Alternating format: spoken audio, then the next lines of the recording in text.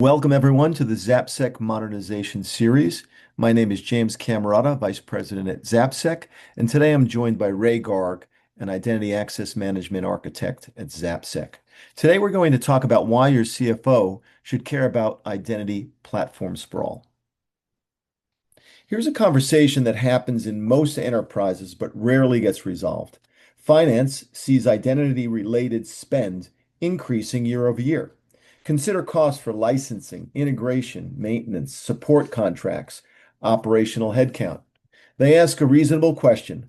Why do we have so many overlapping identity systems? And the answer is usually complicated enough that the conversation stalls.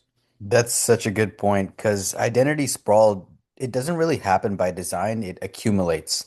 So an acquisition might bring a separate IGA platform. The customer identity access management team might just select its own tooling.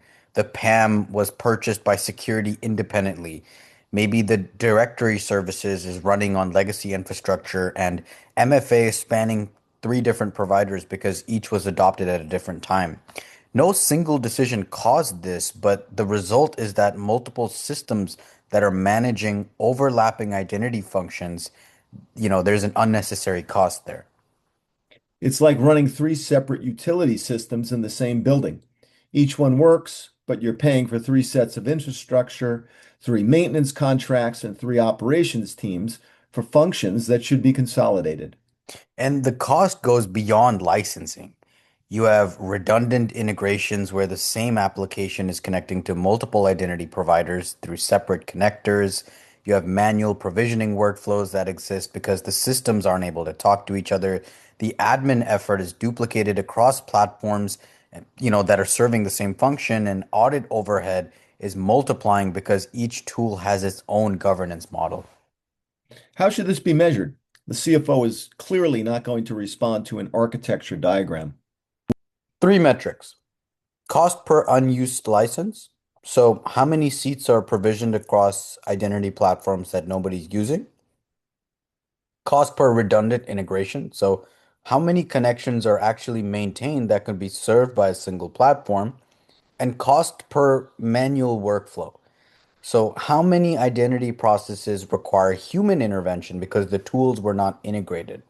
Those numbers give finance a concrete picture of where the waste sits. And consolidation has to be framed as a business efficiency program, not a technical cleanup.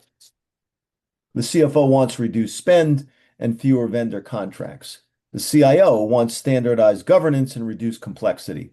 Both get what they want and need from the same initiative. Exactly. The consolidation is able to reduce that tool overlap. It's able to eliminate redundant integrations and simplify the operating model. Because of that, government improves because you enforce one set of policies across one architecture instead of reconciling three. And the total cost of ownership becomes visible instead of scattered across disconnected line items.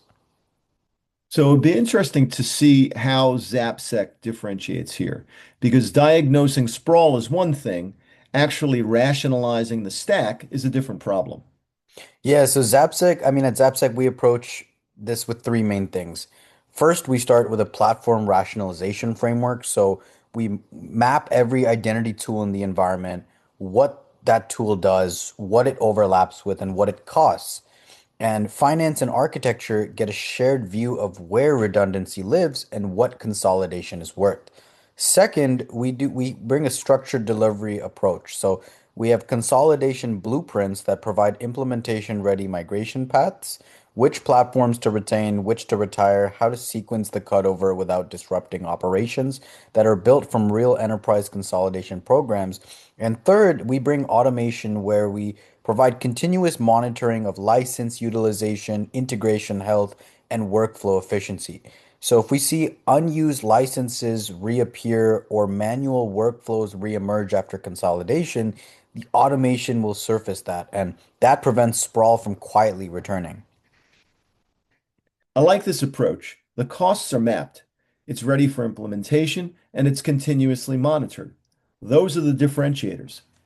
And that's how organizations move from identity sprawl to a rationalized and governed identity operating model. Identity platform sprawl goes far beyond architectural clutter. It's a measurable cost and operating model problem. If your CFO can't see where identity spend overlaps, the inefficiency continues unchecked. Yeah, that's such a great point. I think the key takeaways here are map the sprawl, quantify the cost, and consolidate with purpose. Thanks for your insights and for summing that up so well, Ray. Thanks to all of you for listening today. Don't forget, ZapSec helps companies modernize their infrastructure to maximize ROI and minimize threats. We manage identity and security every day.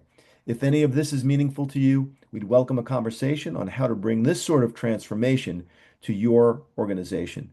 Visit zapsec.com or reach out to Ray or myself directly. Our email addresses are visible at the beginning of the video.